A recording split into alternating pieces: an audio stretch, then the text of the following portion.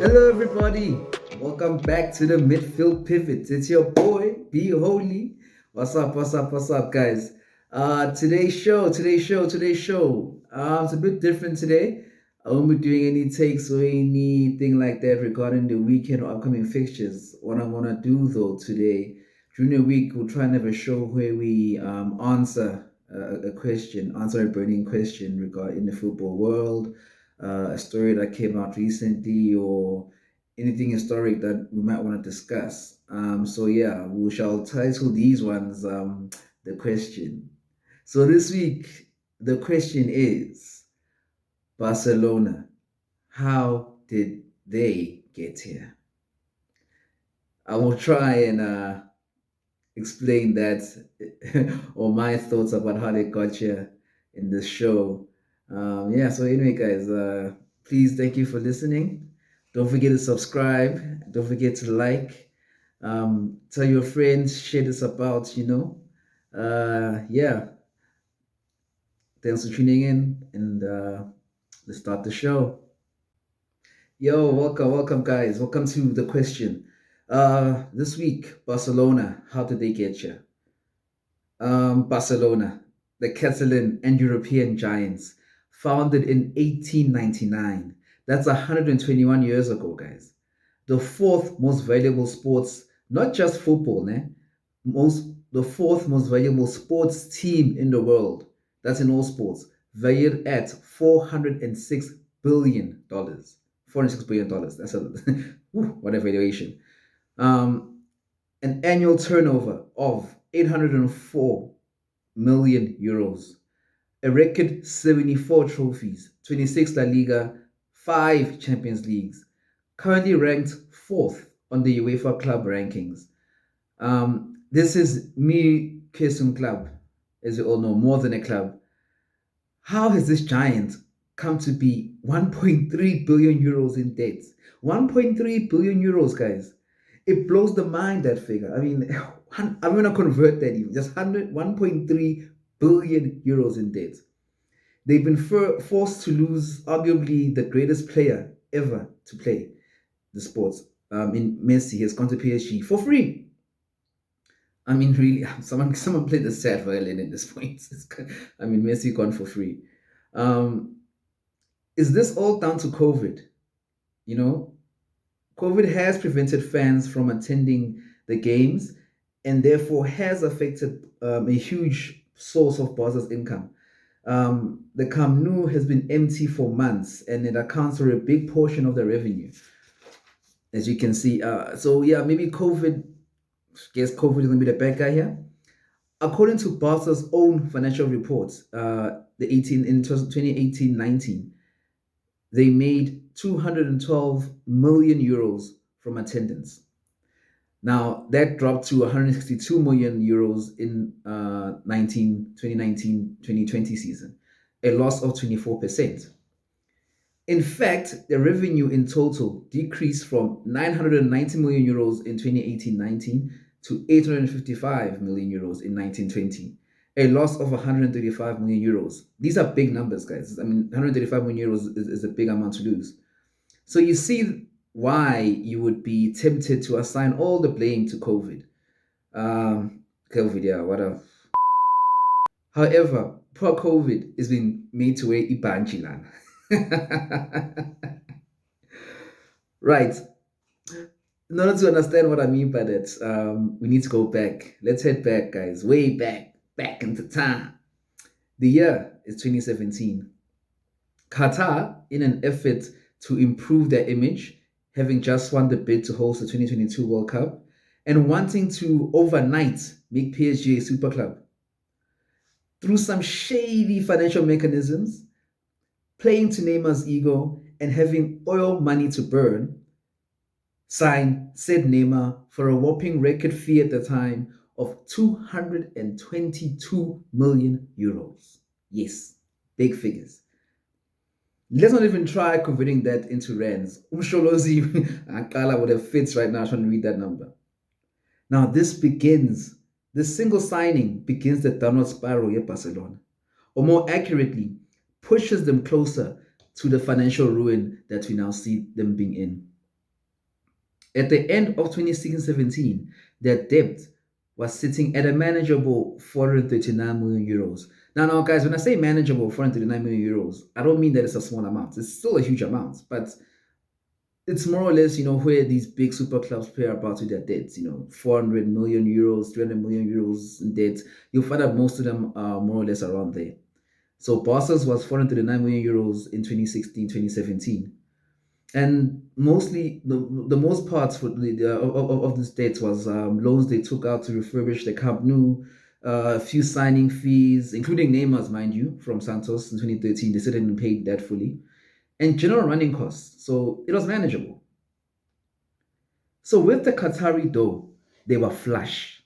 222 million euros in the bank, 200,000 euros per week of the wage bill from Neymar's wages, which was already scary. I mean, oof, what a wage bill. Um, just to put it into perspective, the wage bill that year was 432 million euros in total. That was accounting for 64% of their total revenue. Now, this if this was you, you would have used some of this money that you got from Qatar to address its high debt, right? Right? Well, Barcelona were like, nah, dog, I want to be featured on I Blew It.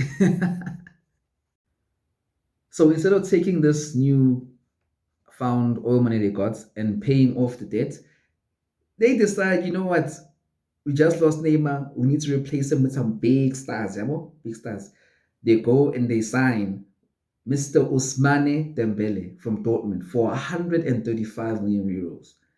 And to top it off, they go and sign Mr. Philippe Coutinho from Liverpool, also for 135 million euros, a combined total of 270 million euros on just two players.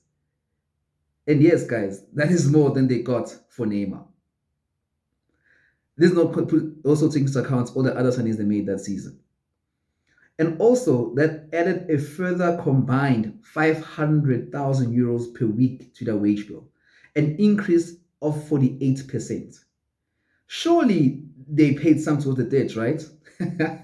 No. The debt actually increased by 53 million euros. So they got money in and increased their debt. That's how Barcelona are running this game right here. No, man, football isn't like business. You must replace Neymar, and that requires, other good players, and good players aren't cheap. Yeah, well, I hear you guys say. Man, let me tell you, good players are meant to come in and improve the team. These two did not. They didn't improve the team. And that's where Barca started going wrong. Both these mega signings failed to impress. Dembele spending most of his time injured and playing FIFA on PlayStation, and poor Philippe Coutinho looking lost in the team. They won the league in spite of Coutinho and Dembele, though. Coutinho had 7 goals and 6 assists. Dembele, 3 goals. 3.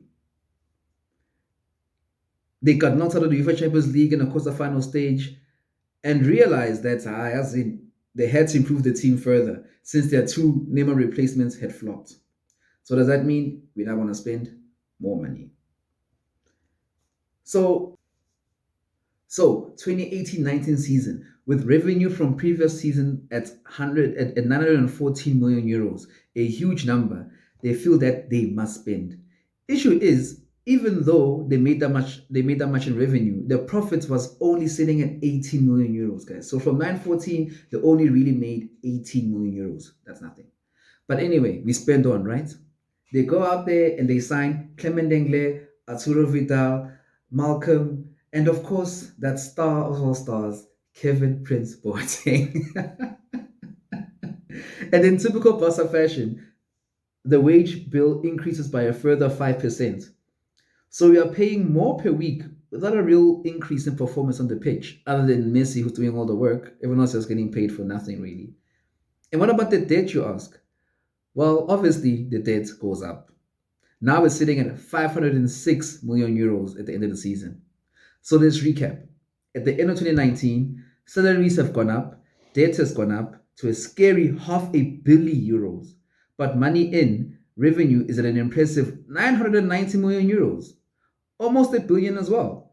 So this is where Barca decides to display world-class iblutism. That's what I call it. It's world-class iblutism. You say, I want to be the star of the show. I want everyone to watch me. World-class iblutism. They do not think of using that money that they got in now to reduce the debt, which is caused by their operating costs. Né? That even though they made close to a billion, guys, the profit was only 5 million euros. So from almost making, they made almost a billion euros, but only made a profit of 5 million euros. It's crazy. So as you can see, the situation is already unsustainable. So we must stop, right? We need to stop spending, right? No, we are Barca. What do we do? Yes. So beginning of the 1920 season, they spent big on signings. In comes Frankie de Jong, Martin Braithwaite, and of course, Antoine Griezmann, the nail in the coffin. Griezmann cost them 120 million euros to sign from Atletico. And this is where we go right over the edge into the multiverse of madness. Not even Loki would do this. Remember, Barca only made 5 million profit. Ayuko Iman to pay the fee that Simeone wants. So what do? That's right, guys. They take out a loan. To be precise, they take out a 35 million euro loan to give to Atletico in the immediate term. But that's not as a complete fee. Yes, it's not as complete fee. They still just make up an 85 million euro difference. How do they do that? They do that by projecting the 85 million euros left over in future earnings, guys. So what they're saying is that we'll give you the money based on how much you make in the 1920 season. We'll give you guys the rest of the 85 million. So essentially, that 85 million then goes and joins the half a billion debt to increase that half a billion debt. So, in the midst of all this multiverse of madness, here comes Thanos in the form of COVID-19. He goes on to decimate income. In order to keep up, Barca keep taking loans to the extent that they borrow 80 million just to pay wages. Some of my friends will definitely be familiar with this sort of situation where we're taking out loans to pay wages. Yeah? Hint, hint. By the end of the season, the team's finances are like mine 3 days after payday. They're not great. So, in the midst of the pandemic, and according to their own financial reports, revenue falls by 135 million euros to 855 million euros. Debt rises to 731 million euros. Do you guys hear what I'm saying? They made 855 million euros, but their debt is sitting at 731 million euros. In this debt, they still owe Dortmund for Dembele. They still owe Liverpool for that rubbish Coutinho. It's a mess. It's just a mess. Now, present day, they continue to make signings. Fine, they on a free transfer. They get Memphis to pay and Kun Aguero on a free. Again, it's better, right? Since it's a free signing, it shouldn't be that bad. They're not spending any money. But now this is the point where the chickens have come home to roost. See, La Liga, guys, has a very simple financial fair play rule, which says the amount of money you make, your revenue, must cover your debt plus fixed costs. And whatever is left over after you've paid your debt and fixed costs, that's the amount you have for your salary for your staff, your wages for your players, and any other transfers you want to make. So you see where the issue's coming in now. Because their debt and fixed costs have gotten so high, they are unable to register new players, even though they've got them for free. And they don't even have money to pay the wages of the current players they have. A mess. They had to now decrease that wage bill. So what happens? Messi to PSG. They can't afford to keep, they can't register him because the rules don't allow them to. And you know what? I'm all for these rules. These rules are perfect. We can't have teams willy-nilly just doing whatever they want, getting away with financial mismanagement and then still being able to sign more to register about Messi. Well, it's good that they lost Messi. So anyway, they had to decrease the wage bill, so Messi out. And PK and Jordi Alba Shem had to take massive pay cuts just to enable the registration of these new players, what they pay. So it's not looking great, guys. I hear you ask, so what does the future hold? In one word, pain. It holds pain. Barca are gonna have to reduce costs. That means selling Bo Umtiti, Bo Lengle, all those sort of players, Bo Martin Braithwaite, even Griezmann. But that won't be easy because no one really wants to sign Umtiti and Lengle and all those guys and Griezmann on that salary as well, because Griezmann's salary is also pretty high. So the only assets that they have whose sale would bring in the big bucks are Ansu Fati and Pedri. And I'm telling you guys, were they to sell those players, there would be riots in Barcelona. Catalonia would be up in arms. So that isn't really an option. So what other option do you have to try and reduce salaries? Is maybe you let players run out the contracts, you try and sell them, you try and force them out. But now, why would someone like Umtiti accept a move to, let's say, Marseille for less pay? Because Marseille can't pay what Barca's paying right now. So why would he go to Marseille for less pay when he can just stay here for the remainder of his contract and get the big bucks? I mean, it's really a no-brainer. So essentially, it's up to Laporta to try and sort out. And I wish him nothing but luck. And actually, this is a warning to all teams, all these so-called big clubs that really run on shoddy financial management. You can't just keep taking out loans to sign crazy players. Can't keep promising players insane wages. Just keep paying those wages and hoping that the leagues won't do anything about that. They have to even up the playing field. And the only way the playing field will be even is if you're only allowed to spend what you make. If you don't make enough money to be able to sustain your team, you should be punished for that. You shouldn't be able to sign the big players.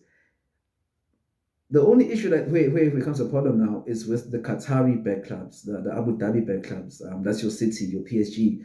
They are spending oil money right now. I mean, and some would say, yeah, it's not fair because not money they generated, and they'll be completely correct with that.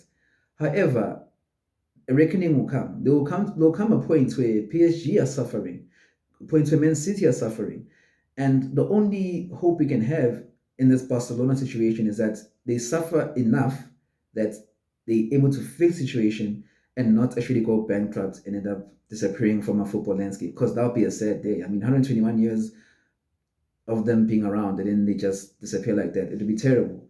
So we hope that Laporta can somehow sort this out. He can, pull some shenanigans, try and sell Umtiti, sell Lenglet, sell Griezmann, and save the team. Because no one wants to see a team as big as Barcelona falling by the wayside and disappearing into the. So yeah. Anyway, guys. Once again, thank you for watching my quick little answer to the question. Please comment. Please subscribe to the channel. Please like the video. Let's interact. Tell me your thoughts on this situation. Does Barca deserve to disappear? Or should they be saved somehow? Should someone just decide, no, it's fine, they can spend whatever money they want to spend? Or are the financial fair play rules something that we need in order to make our football sustainable? Because if you think about it, this is why these teams tried to start the Super League. They were citing that it's unsustainable anymore. They can't afford to run the way they run. But the reason why they're in this situation is because of the way they run. It's their own fault that they can't afford to run anymore. So should we feel sorry for them? I don't know. Let me know in the comments. Anyway, thanks for watching. Thanks for watching the Midfield Pivot. Thanks for supporting the Midfield Pivot. It's your boy, BHoli. Till next time. Peace.